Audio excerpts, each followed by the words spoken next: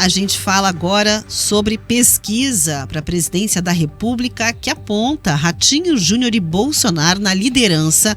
É um levantamento da pesquisa Futura Inteligência e o governador e o ex-presidente despontam, portanto, como os nomes mais fortes entre eleitores paranaenses para o ano que vem. Então, em um dos cenários, Jair Bolsonaro aparece com 39,9% das intenções de voto, seguido por Ratinho Júnior com 26,8% e Lula com 17,9%. Brancos ou nulos somam 7,9% e outros 7,5% se disseram indecisos. Em um cenário sem Bolsonaro, Ratinho chega a 40,4%, seguido por Michele Bolsonaro com 28% e Lula, que soma 19,1%. Na sequência, Ronaldo Caiado tem 2%, brancos e nulos 7,1% e indecisos representam 3,4%. Um terceiro cenário aponta o governador do Paraná, Ratinho, com 46,8%, Lula com 19%, Tarcísio de Freitas, 16%, Ronaldo Caiado, 1,9%, brancos e nulos, 12,7% e indecisos, 3,6%. Quando o Lula é substituído por Geraldo Alckmin, a diferença entre Bolsonaro e Ratinho diminui. Neste quadro, o ex-presidente chega a 39% e o governador do Paraná, 35,1%. Alckmin atinge 11,4% e Ronaldo Caiado, 1,2%. Os brancos e nulos são 11,2% e 2,1% indecisos. Em outros dois cenários, sem Bolsonaro e com Alckmin, Michele Bolsonaro e Tarcísio de Freitas, Ratinho Júnior supera 40%. Entre os candidatos para presidente que os paranaenses não votariam em hipótese alguma, aparece Lula com 59,2%, seguido de Jair Bolsonaro com 33,1% e Eduardo Bolsonaro com 23,5%. Michele Bolsonaro é rejeitada por 23,1% dos entrevistados, Geraldo Alckmin por 21,7%, Gustavo Lima por 20,2% e Ciro Gomes por 19%. Pablo Marçal aparece com 17,9% de rejeição, Caiado com 13,2%, Romeu Zema com 10,3%, Tarcísio de Freitas 10% e Ratinho Júnior com apenas 9,5%. Outros 2,3% rejeitam todos os nomes apresentados, 1,3% não souberam responder e 0,3% não rejeitam nenhuma das opiniões. A pesquisa também foi feita com 800 entrevistados entre os dias 14 de março e 1º de abril. A margem de erro é de 3,5 pontos percentuais para mais ou para menos e o nível de confiança é de 95%. Muito bem, a gente tem, portanto, aí um cenário que não chega a surpreender, porque é preciso dizer que, basicamente, a gente está falando de eleitorado do Paraná. E aqui o eleitorado do Paraná tem, como a gente registrou no comecinho do jornal, uma ampla aprovação em torno do nome de Ratinho Júnior e uma grande simpatia e entusiasmo aí por uma eventual candidatura de Jair Bolsonaro, conforme demonstraram já as últimas eleições e o desempenho de Bolsonaro aqui no Paraná. Tanto é que a sensação que fica com essa pesquisa feita no Paraná é de pescar no aquário, Porque você tem ali um recorte interno da avaliação do próprio governador. Agora, qual é o desempenho do Ratinho quando se fala em território nacional? Esse é o grande desafio, E também o que fica evidente é o posicionamento do eleitor paranaense, quando você vai avaliando ali os cenários, ouvinte da pesquisa, aonde ele se sai melhor, o Ratinho, é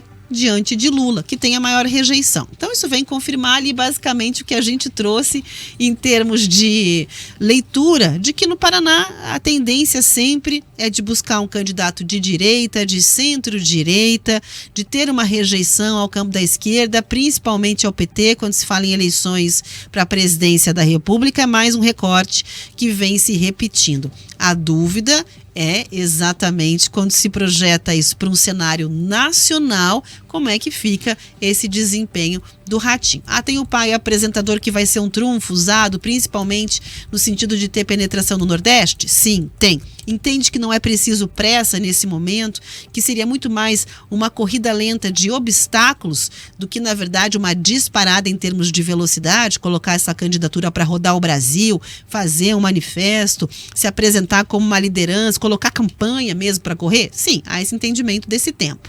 Só que essa é exatamente a dúvida quando se fala em adesão e conhecimento, reconhecimento de eleitores de outros estados.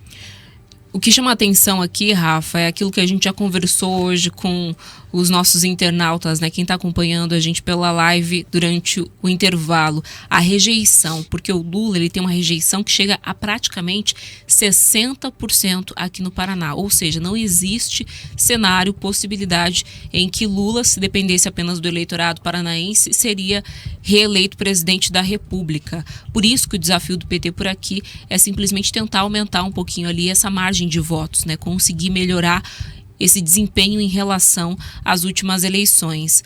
Agora, Rafa, pensando então fora do Paraná, como é que o Ratinho Júnior, esse nome que vai tão bem, que consegue vencer aqui nos cenários, né, que foram calculados pela pesquisa, poderia também vencer em outros estados? Esse é o grande desafio, né? É claro, a gente sempre lembra aqui o fato dele ser filho de um grande comunicador que poderia contribuir para que ele conseguisse furar essa bolha com mais facilidade do que outros governadores do campo da direita que estão sendo cotados, que estão aí tentando também uma pré-candidatura e uma candidatura para 2026. Mas o cenário é bem parecido com o que a gente já discutiu para o próprio governo do estado. Quem tiver a bênção de Ratinho, que hoje tem uma aprovação aí na casa dos 80% do próprio governo aqui no estado, vai, sem dúvidas, despontar na campanha eleitoral. Então, do mesmo modo, sendo o Bolsonaro inelegível, aquele que tiver a bênção dele no próximo ano vai acabar despontando nessas pesquisas. E é isso que todo mundo está em busca.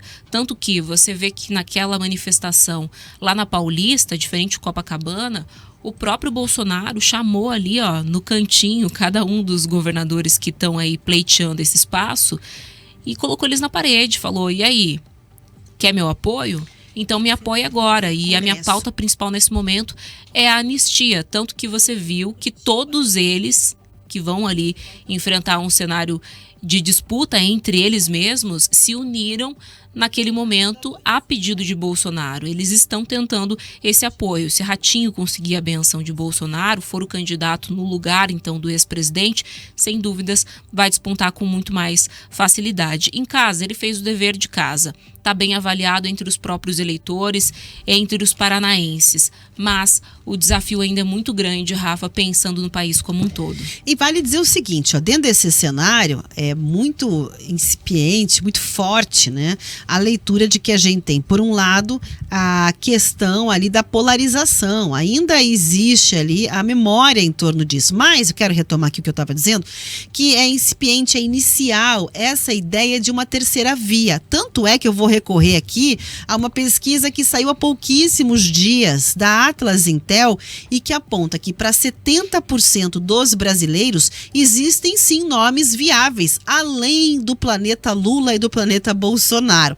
Tá certo que depois, quando as pesquisas vão fazendo as perguntas sobre esses outros, aspas, candidatos viáveis, os governadores interessados aí em se tornarem presidentes, nem sempre eles têm um super desempenho, né? Eles acabam patinando muitas vezes. Tem alguns levantamentos que mostram que o número de indecisos em espontânea é muito maior do que os votos que alguns deles fariam, a depender do recorte, da pesquisa, do instituto. Mas não deixa de ser uma sinalização.